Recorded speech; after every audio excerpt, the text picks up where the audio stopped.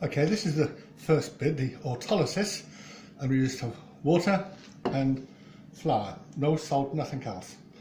And in autolysis the cells break down, ready for the fermentation later on. I use a ratio of 350 mils of water and 500 grams of flour, but I'm making a slightly bigger loaf today, so I've got 600 grams of flour and 420 mils of water. Now this is going to be mostly white flour, but I'm putting 100 grams of brown flour, wheatmeal flour, in at the end. So there's 500 mils of flour there, and I'll add the water.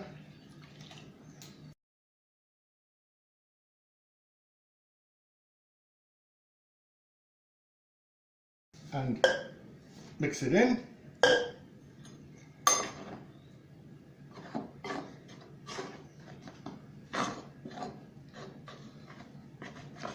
And it's a very thin dough, almost like a batter.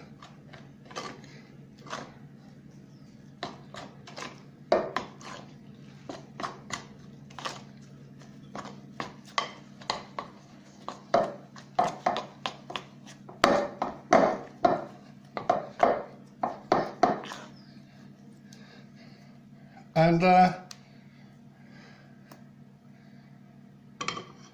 that's that.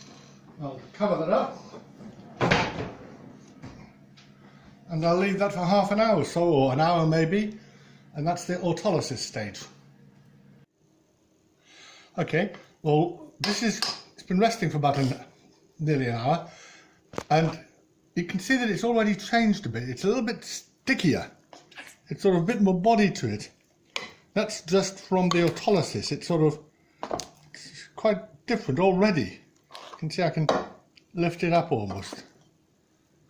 Okay, that's just from the autolysis. Haven't done any kneading or anything. Now I'm going to add the last of the flour, about 100 grams. Putting it in there. This is always a little bit tricky. Quite hard to do. I have a bowl of water here. Put your hand in the water and just get it in there. The water stops it from sticking.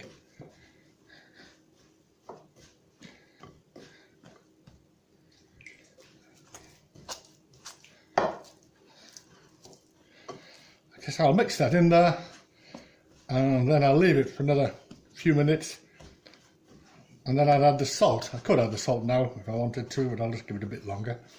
The salt stops the autolysis and starts developing the wheat. Okay, we're now ready to put the salt in, and I'm putting about 15 grams of salt in there. You'll see, keep your hands wet, you'll see it's got a good texture already, and that's just with all the autolysis. Anyway, I tend to put the salt in 2 or 3 bits to mix it all right in.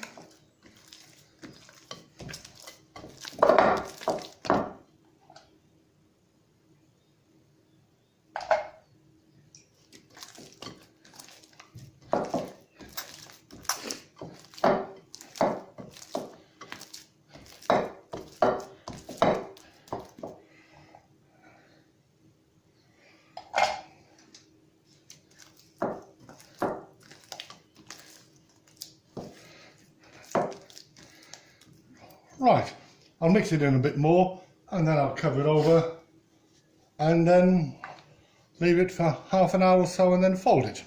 Okay? Okay, now we do the folding.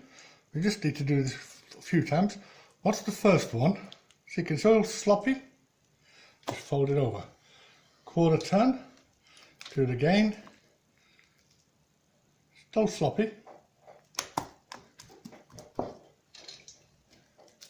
Now, you see, it's starting to hold it together.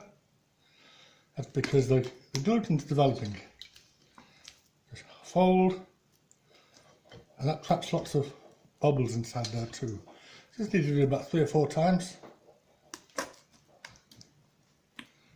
And then, okay. Right, this is the nearly last step. We take it out as before, it's all stretchy, but we turn it over. It tightens up, going to put it on here. Just going to turn it over a few times, fold it in, and that puts big bubbles in there, you see, which is part of the thing. Turn it over, and then get the tea towel. I've been covering it. I missed the tea towel out once and it didn't work. And I think the tea towel insulates it a bit from the cold of the fridge. So now we put this in here, like that. That goes over there like that. And now I put it in the fridge.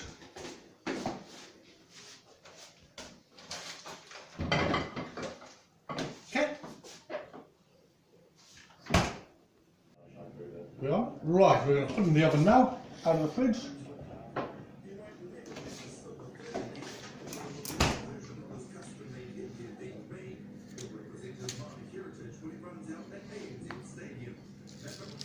On here,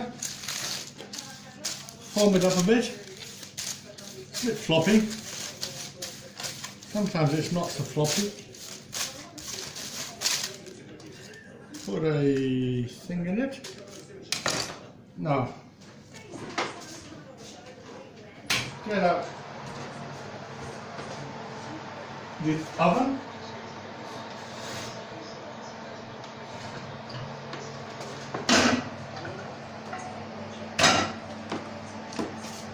And now drop it in.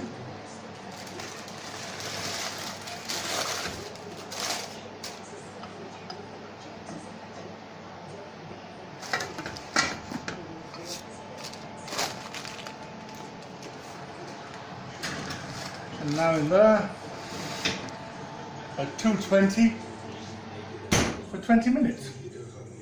Okay? With individual clients and needs.